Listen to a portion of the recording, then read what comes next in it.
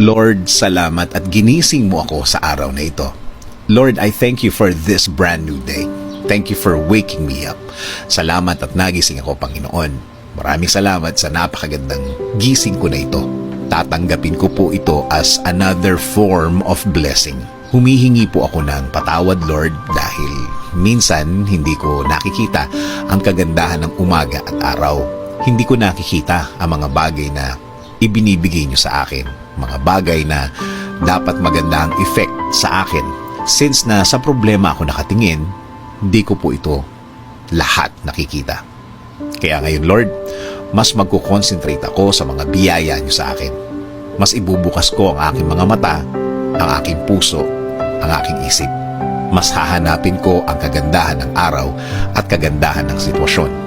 Sa ganda ng mga bagay na inilalagay niyo sa aking buhay. In Jesus' name we pray. Amen.